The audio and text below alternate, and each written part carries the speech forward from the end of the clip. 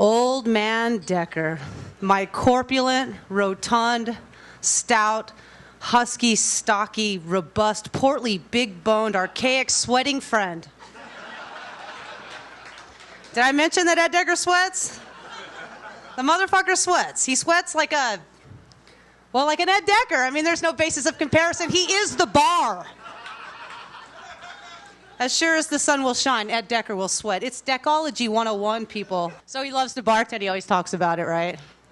So I guess working behind the bar just became a little bit too much for the old man. Too much work. Not the bartending itself, but the fucking load-in, right? I've seen national touring bands bring more shit with them than Ed Decker brings to bartend. I have seen families with 3 children in tow going to the beach with more shit with them than Ed Decker has with them to bartend. It's a fucking ordeal. He needs his snacks, dry t-shirts, but he puts them on hangers, as you know now. Dry towels strategically placed around the bar. People don't know this, but he had dry towels in every area that he had to work to be able to do the pat down, right? He's got his coffee, always got his coffee. Got to have the coffee before work. If there's not a coffee place open, he loses it. So usually, thank God, the 7-Eleven's over there. His personal music selection, both on 8-track and cassette. He even brings his own fan. He sets it up by the register to cool him after that marathon of serving a Budweiser and a shot of Jack across the bar. All right, so another thing you know about Ed is the phobia he has of cotton. And I know like that really didn't do justice, the sack of cotton, because he just kind of flung it. But if he actually touched it, he's deathly afraid of it. The kind that you would find like in a Tylenol bottle, like, well, Anacin for you, the old school. But, anyway, so there was a night that Ed Decker was coming into work, and our good friend Sudi, who's here tonight, Sudi and Ed were kind of my mentors in bartending. Sudi told me what to do. Ed showed me what not to do behind the bar. Anyway, he made the mistake of sharing this little his kryptonite story with us of cotton and how terrified he was for it. So, of course, Sudi, being as devious as she might be, thought it would be really awesome to bring in a big sack of cotton before his shift, and we strategically placed it everywhere. I mean, we taped it to every single bottle back there. We went in the keg room and put it on the fucking taps underneath. We filled up his register with it. We put it on like the beer handles, like his checkout bag. You know, like there was no escaping it. And he comes behind the bar. It took him a minute to realize what we had done. And he comes back there, and of course, it's, as someone mentioned, the whole Decker counting thing. It's very taxing for them, very tedious. So he has to count his bank, and of course, the cotton is in the place where the quarters are. And you hear this,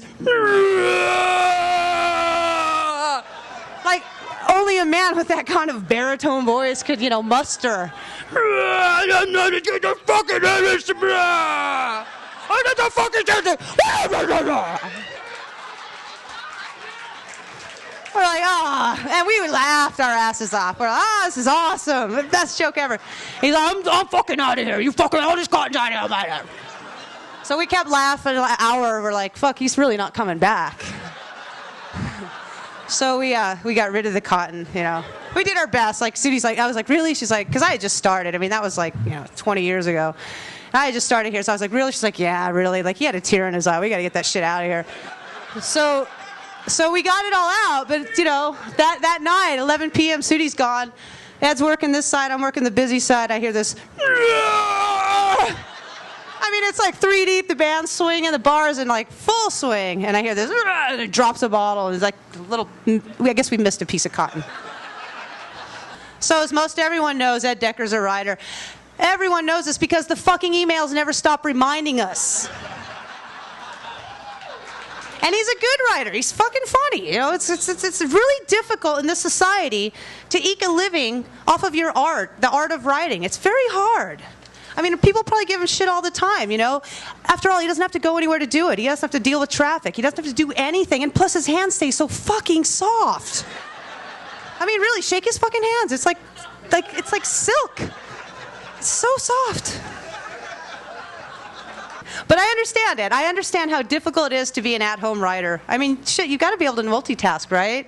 After playing Scrabble online, checking out some porn, maybe rubbing one out, replying to a few emails, taking a nap, playing video games, having a snack, updating your Facebook status for the third fucking time that day, having another snack, taking another nap, and ignoring various phone calls, mine included, 15 minutes of writing would kick anybody's ass.